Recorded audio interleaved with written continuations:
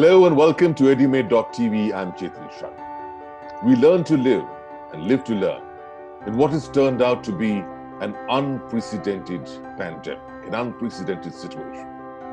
With history being written across the geography of Mother Earth, and a minor virus has created a major catastrophe, making us rethink, rewind, reboot, reset, reformat before we rebuild our new lives, a new normal. In the fields of education, particularly higher education, one trait very significant to mitigate the challenges and infuse solutions is the trait of wisdom. Wisdom emanating from knowledge and experience of the past, and wisdom which allows to anticipate, be flexible, engage, and evolve with the future. And that's what makes for the WISE Chancellor. Today, we've got a very special guest, the WISE Chancellor from Jharkhand, from the Capital University. We've got Professor Vajpayee with us. M.K. Vajpayee, thank you, sir, for joining us. Such a pleasure to talk to you, but in a difficult time. Thank you, sir. Tell us how difficult COVID has been for Capital University. This COVID has definitely created some issues, difficulty for the university, even the school to all higher education institutions. If you go and see the back history of the world, then there are some lessons also we should learn from the COVID. The lesson means the history is evident. We know past 100 years back also this type of pandemic happened. But we forget our history. We don't read history. So we should be prepared for all these things, disaster. Sometimes you will find some flu or some even that diarrhea or some different type of diseases in our country, even in the world. But what happened? As a human being, we forget that yes, this is very comfortable time, and then we are not prepared. So yeah, difficulties are there because we are in the remote area, around 2.5 years far from the Ranchi main city, in rural area. But we are managing with the students because I feel the rural areas students are more sincere and more disciplined, because when we ask them to submit online papers, when we ask them to prepare assignments, and they are very sincerely doing. The classroom teaching hampered. We are not able to work from the campus properly, but we are managing online things. And these online things cannot substitute, cannot give 100% satisfaction to the students or faculty. But yes, there are some ways where we are managing only. That's all. When you start by being positive in a crisis, it means that you open your mind to learning. And exactly what you said is something which the education system requires. Education is about learning, and I'm so glad that people like you at the helm of affairs are first able to recognize the challenges and then go on and learn. And that's perhaps the reason why you have so much of confidence and positivity that you will overcome these challenges. And you talked about the rural environment, and I'm so happy that you brought out maybe a general statement, but a very telling statement, which says that people in rural India are far more disciplined than in urban India.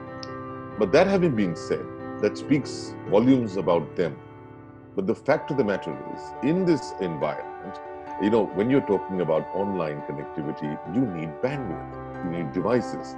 And that's where a digital divide seems to be creeping up. How difficult is that challenge for you, particularly since you're working in a rural environment? There are some difficulties because they have no proper devices of IT system. They have no proper internet facilities.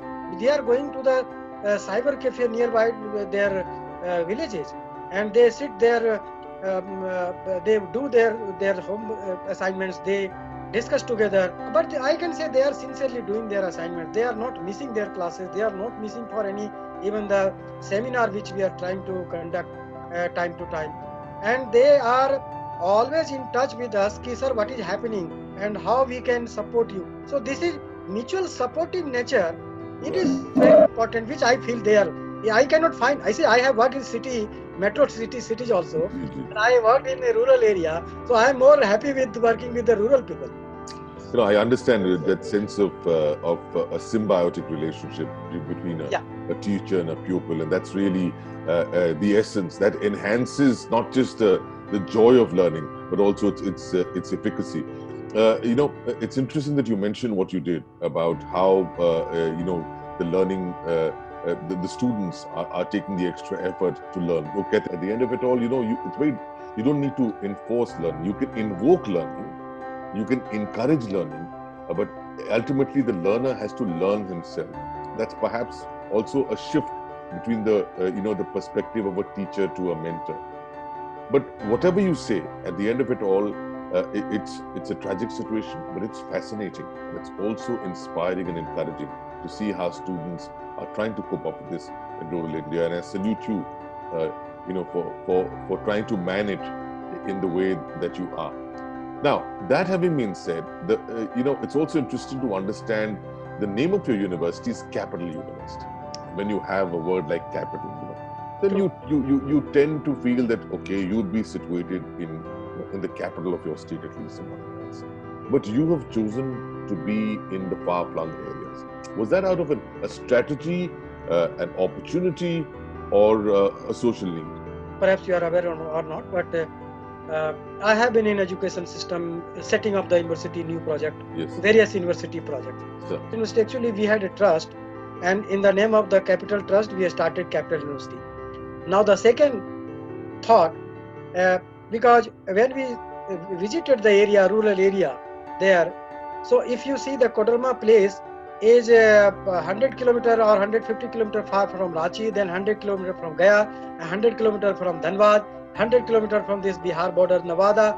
So this place is Jharkhand. Koderma place is in between of all these areas, and there is no any other university as on date, private university basically. And we thought, yes, the rural students, those students who are going to the city, they are migrating. So why not we should work there for them? We should go there. And actually, I would say I believe in Gurukul teaching and learning system. And on that method, I have been working for various other projects also. So what we have done there, suppose there are some students from a rural area 50 kilometer far from our university. तो then हम लोगों ने क्या किया है कि वहाँ एक स्टूडेंट को एक किसी ऐसे अच्छे जो हमारा स्टूडेंट है उसको हमने एक मेंटर बना दिया. So now he is working as a mentor guru for all 20 or 30 students. So whatever problems, whatever good suggestions, he is giving feedback and he is coordinating with the students around there. So this we have started because now this is the corona period, so we cannot go physically there. But yes, we have established this Gurukul teaching learning system so that we could be in touch with them, and that is helping us. The fact of the matter is that there is a lot of confusion. Yes, situation is unprecedented for the government as well, so they're also struggling, understandable. But it seems that there is conflict, there is confusion, there is duplicacy, and there are factionalism between parents, between teachers, between educationists, on various fronts, whether it is on the banning of the exams or scrapping of the exams, on reopening of schools, institutions, on the fee collection, and there's no clarity. And worse, the center issues a diktat and the state issues a counter diktat. So everything seems to be at some stage in confusion, in conflict. Now, whatever you do, when you're dealing with this as a crisis situation, the last thing that you want, Professor Vajpayee, is confusion and conflict. You want decisions. The decisions may be wrong or right, time will tell. But the last thing that you want is indecision and conflict. And I think that's the bane thus far. I'm not saying the system which has been or the policy of the government is not perfect. But yes, there are always possibility for improvement. So I am suggesting, we have been talking for various issues even with the government wherever we find opportunity in the government platform or any educational seminar. So government has definitely the very good policy, but the problem is that yes, I will then give you example. If you go to the government office, any UGC or any MHRD, if you are going and submitting your file from your private university, then the treatment will be different. If the file is coming from the government sector, then the treatment will be different. Now, the government sector, various engineering colleges, various institutions they are running, they have no proper facility, but they are getting proper approval every day. Even the 5-10 years they are not submitting their any compliances. Nobody will take action, nobody will stop, or nobody will shut down the college. Nobody will take any action. But for the private institutions, the department will send you letter. The department will say, yes, you have not done this. And then if you approach the department will not give you suggestions. Right. I have been in the team of inspection team, the bar council inspection team, or any higher education inspection team. I have been attending as a member. I inspected the government institution always. I inspected the private institution. When I went to the government institution, people said कि ओ यार government institution है, यहाँ क्या होना है, ठीक है, ये तो ऐसे ही है, there is no furniture, no problem, library में किताबें नहीं है, भाई सरकारी इंस्टीट्यूशन है. एंड ऑलमोस्ट मतलब 7 में से 5 लोगों का यही कहना होता था गवर्नमेंट इंस्टीट्यूशन है, आप इसको रोक भी दोगे कुछ नहीं हो सकता. जब आप ऐसी नीति बनाते हैं जिसमें भेदभाव है, right? The moment you start distinguishing, which means you're opening up an avenue for corruption at some stage. Corruption इसको नहीं कह सकते हैं, हम इसको ये कह सकते हैं कि हमारा प्रॉपर इम्प्लीमेंटेशन ऑफ पॉलिसी है. इसी नेशनल लिटरेसी मिशन पे एक रिसर्च किया है. In that research I found that yes this is the whole problem of implementation. अब करप्शन इसको हम कहें या इम्प्लीमेंटेशन इश्यूज कहें, because the model which has been decide the proper implementation is not having there. So why do you think proper implementation is not happening? Yes. If it is not corruption, why do you think it is not happening?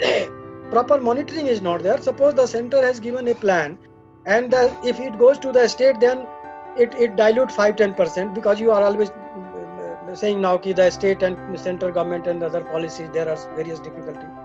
So when it goes to the state, when then the state sent to the district sent to the villages. So if you see the monitoring problem from the state center to that center level, so there is no proper feedback, proper no any supervision, and with that reason the whole program fails. So that is happening in the national literacy mission, which I have already drafted more than 500 pages. So what is the solution? Because the problem that you mentioned about implementation and corruption, and they both are intertwined. So I had suggested that for basically this for literacy project, which is happening to the or the government is running in the rural areas or every villages for adult literacy program. So I have designed a model. I said कि you choose from a village a literate lady, or I mean educated. You give you whatever your budget, 5,000, 10,000 or whatever, you just give it to one person. Sure. And make responsible. That person, that lady will take the responsibility of whole the center. Then she will give you result, or he will give you result, proper result, and that result will be given to you with the center. So I mean, it's a very big thing which I cannot explain everything here. I understand. But in nutshell, I can tell you this research has been accepted by the university as a research model, and on this model, the Tata Power already has accepted this, and they are running their 300-400 centers. Solutions like these have been given, for years, right? First of all, I thank you for this for the solutions, but they have been given in the past. They have not been implemented, and when you don't implement logical, pragmatic solutions, obviously there is an agenda behind it, whether it's political or whether it's led by financial and economic or corruption. Right? The fact of the matter is that the two sectors critical to the health of the country is the health sector and the education. One deals with lives, the other deals with livelihood. Then the economic disadvantages, economic corruption comes to the fore in a country like India, and more than that, it becomes a political subject. Both these subjects. And that is the essence of where the problem lies. The political will is missing. And unfortunately, education in this country is a political subject. That having been said, let's talk about the education per se, because that's your forte. And when I talk about subjects, this is also an era, Professor Vajpayee, of interdisciplinary education, where multiple subjects are being chosen of different streams by students to get a holistic flavor of education, make them better citizens, make them better informed, individuals. What are you doing at your university, at Capital University? And I ask that very critically because you're dealing with the rural sector. I want some kind of reassurance that the people who are deprived in society are getting their dues. In the 100-kilometer circle of the university area, the Kodarma place, we found that yes, people are basically they are doing agriculture, and because there are forest areas, so many forest related products are there, even the wooden products, and then mica, many minerals are there. We started interdisciplinary. Actually, it was in our mind first, because we have to attract students from the rural area. If they will not get job proper, if they will not get any proper employment, so it will be very difficult for them. Then we started first the paramedical program, because you are talking for the health sector. So health sector, we thought yes, this is very important, because they have no proper hospital facility in the village area. If they could go to the districts, they have no proper the health system facility. So the agriculture, then health system, and legal advocacy, because this is also the area where the you will see the many small type of fightings. They are in the village area. They are just fighting with the people, and they are going to the court. So we started giving lessons to, or teaching to the students. Yes, look, this is the class for suppose law. The law student will learn for the agriculture program also. We have started environmental program there, and the crisis of water, because these days we all are facing in the whether in city or in the village. So we connected with the water technology, and this is I think the first program which we have started in Jharkhand. And through this, the water technology and environmental science is related with each other. With this four subjects, we are connecting to the students. We are trying to give them interdisciplinary education, so that if they learn from our university or they complete their program, they should be able to go to the industry or wherever, and they should apply their knowledge. So that's Brilliant, absolutely brilliant. I mean, the way that you recognized the mining belt of Jharkhand, the agricultural needs, the rural needs, the tribal needs, and made it relevant to them. Relevant not just for employability, relevant for the upliftment of that area itself, yet keeping an eye on how they can compete with other states. I think that entire 360 degree has been very well formatted, and I congratulate you for that. It's quite exceptional, because it's a very difficult job. When you're trying to match up, people of the have-nots, to compete in the future with the haves on the basis of their strengths and keeping it relevant to that environment. So I salute you for that, Professor Vajpayee. We're running out of time almost. We're coming towards the end of the program. You've had a varied experience. You've had a vast experience. You've had an experience which has been exemplary in several ways. What does your experience, in a nutshell, provide as an advice to the various stakeholders in education? The student, the parent, the teacher, and your fellow Vice Chancellor. I think there is one important issue. I cannot say issue, but it's a very good suggestion even for the education sector. We are always connecting our students and faculty. We feel that students and then faculty connect is very important, but we forget. In our country, which I felt, because I have worked so many places, so I felt there is very disconnect from faculty and parent. This is very new thing which I have learned from the parents only. So See why I am telling you. We always, as a faculty or university, we try to connect to our students, to give them ideas, to give them lessons, to support them. In higher education system, see, if you go to the school education, there is very much connection, very good connection with the parents and teachers. Yeah. But if you go to the higher education, college level, there is disconnect totally from the parents and faculty. Very true. So why? So that's why the many problem at a school level, you will not face any, you will not see any more discipline. In college level, you will see more indiscipline. Maybe I'm not saying everywhere, but maximum. See why? Because the parents are not aware of anything. Parents are aware only when you are asking for fees. When you are sending any notice that yes, you have to pay 1 lakh rupees fees, then the students go to the parent and parent, he says कि वो fees जमा करना है. Before this, the parents and faculty, I mean university, have no connection.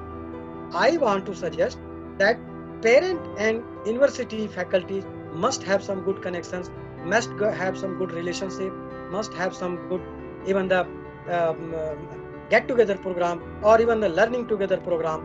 This will definitely help the higher education system. It's been a pleasure talking to you.